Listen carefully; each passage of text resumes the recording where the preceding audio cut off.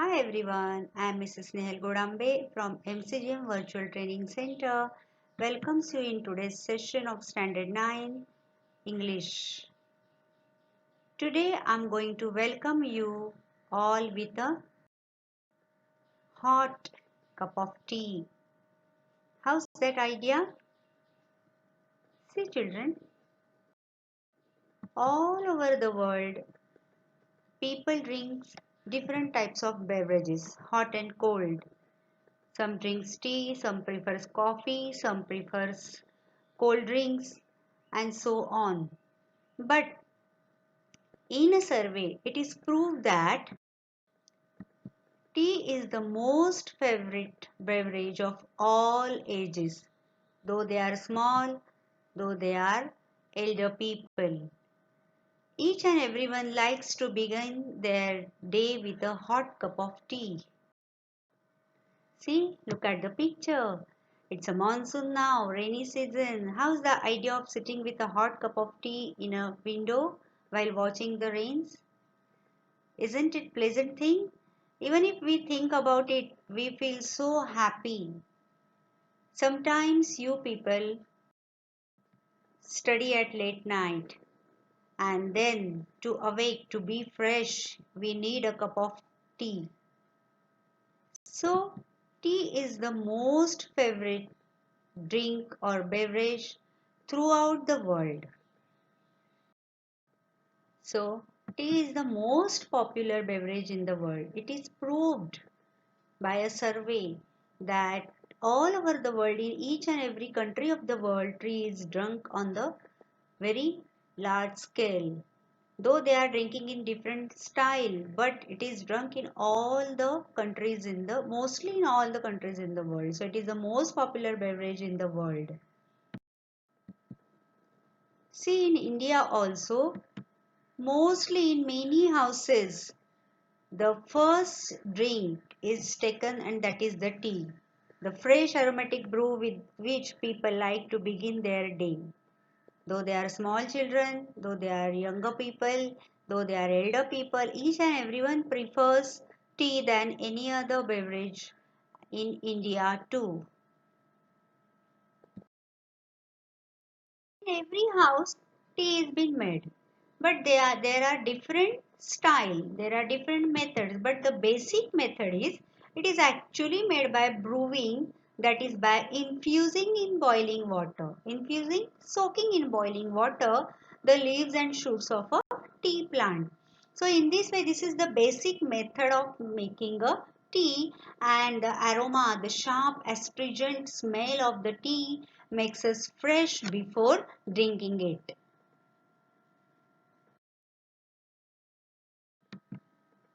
So just now we have seen that it is actually made by brewing, that is by infusing in boiling water the leaves and shoots of a plant, and its botanical name is Camellia sinensis. See, I have written there, you can read it from that. Camellia sinensis. You can see the leaves of the tea. The leaves are first plucked from the plants, then they are dried. You can see dried leaves also, which we use as tea powder in our houses. Then they are cured, processed, and then they are packed, and then they are sold to us.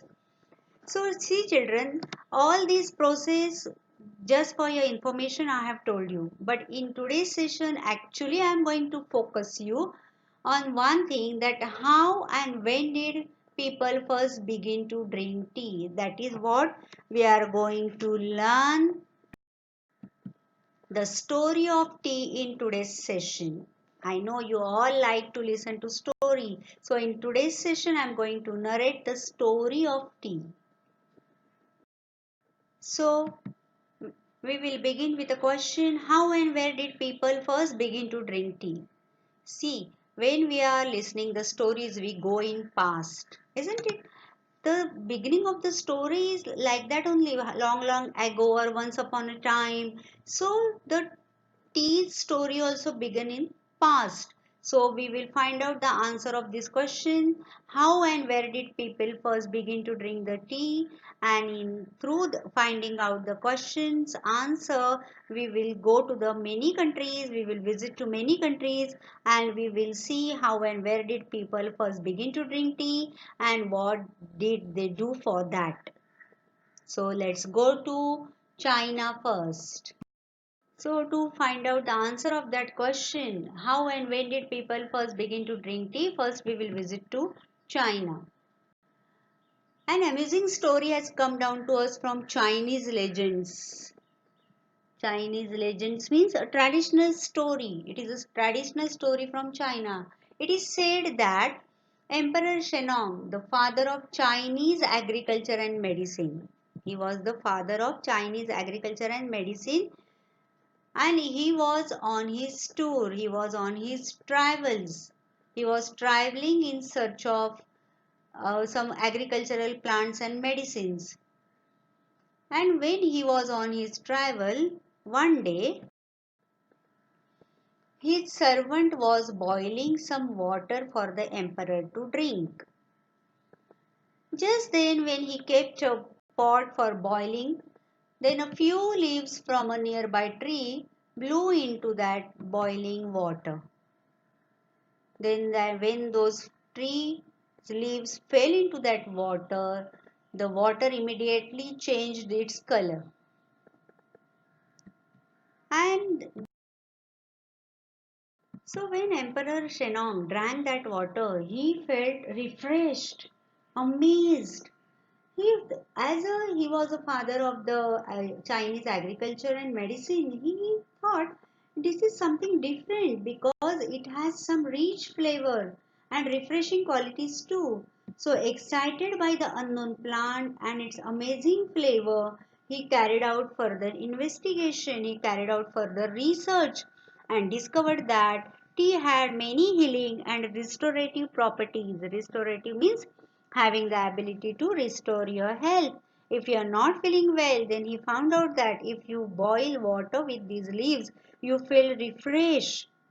And at the same time, it could also be used as an antidote to certain poisons. Antidote means remedy, it can cure.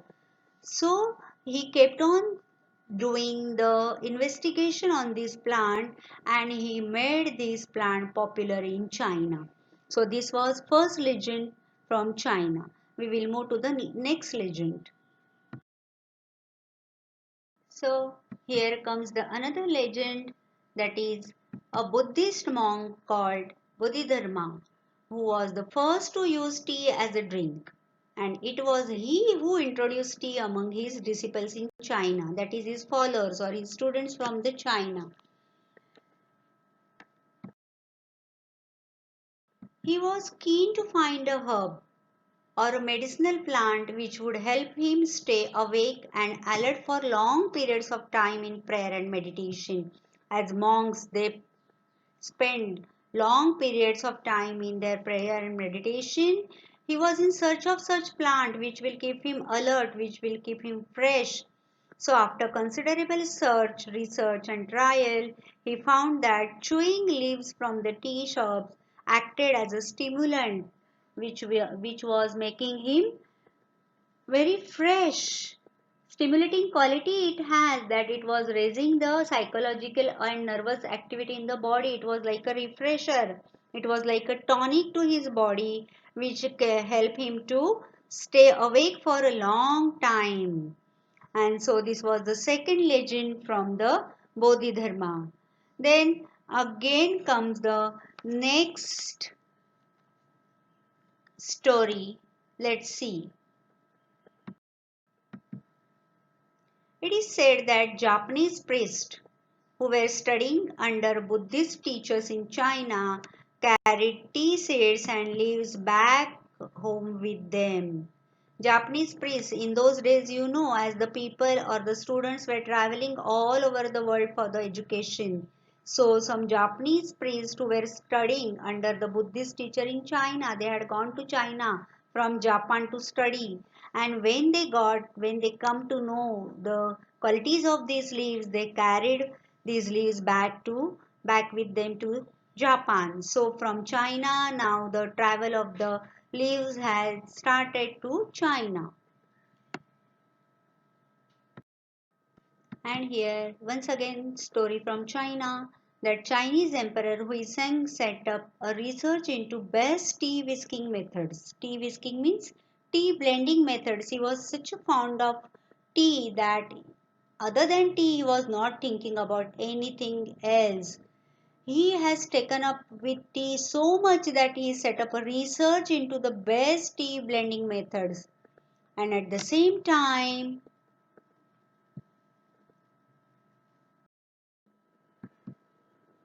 he arranged tea making and tea testing tournaments also in his code. Here you can see in the picture the people are doing making the tea. They have participated in tea making tournaments,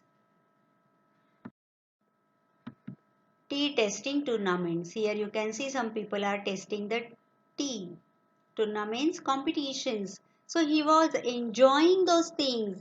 Tea whisking, that is a mixing of teas and getting the new flavor, making of teas, different types and different test tea, and at the same time tea testing tournaments also were held in his court. You can see here, and he was so tea minded. He was very fond of tea. He couldn't think anything about other than tea. He was so mad for the tea, that is known as tea minded. So tea minded was he that he failed to notice that Mongolia had actually taken over his empire. He was in such a love for tea, he was mad on tea that he was not thinking about any other things. So when the Mongolia had conquered his empire, he was unnoticed. He failed to notice that he has lost over his empire. And so this was the height of the madness of tea. So my dear children, that's all for today. And so dear children, that was the story of the tea in short. In next session we will continue with the story of the tea, but we will see the medicinal qualities and all other remaining thing of the tea. But at present you can enjoy your tea. Bye bye. See you in next session. Till then, have a nice tea.